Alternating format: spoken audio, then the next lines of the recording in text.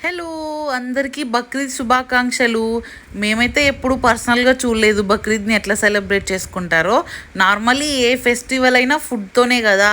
Like అంటే end అయ్యేది. So, అందుకే మేమైతే ఈరోజు పాయసం చేసుకున్నాము. యాక్చువల్లీ బక్రీద్ కోసం అనేం గాదు. ఈవినింగ్ అయింది ఏదో ఒకటి తినాలనిపిస్తది కాబట్టి, సో, ఇంగ అదే పండగ రోజైతే ఇంకా ఏదైనా మంచిది చేసుకుందామని ఈరోజైతే పాయసం చేసుకున్నాం మేము.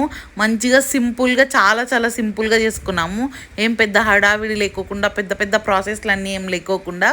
సో, మా సిస్టర్ అడిగిందనమాట పాయసం చేయమని. సో, అందుకే సేమియా పాయసం అయితే చేసినాము. యాక్చువల్లీ మా మమ్మీ బెల్లం పాయసం అనింది పెసరబ్యాళ్ళతో. బట్ అది నాకైతే అంత నచ్చదు. సేమియా పాయసం అయితే నాకు కొంచెం ఎక్కువ ఇష్టం అనమాట. సో, అందుకే మేమైతే ఈరోజు సేమియా పాయసం అయితే చేసుకున్నాము. చాలా బాగా వచ్చింది. సింపుల్‌గా టేస్ట్ కూడా చాలా బాగుండింది. అండ్ మీరెట్లా బక్రీద్ జరుపుకున్నారో కామెంట్ చేసేయండి. అండ్ మీలో పాయసం ఎంతమందికి ఇష్టమో కామెంట్ చేసేయండి. అండ్ నా వీడియోస్ ఇంకా మీకు నచ్చితే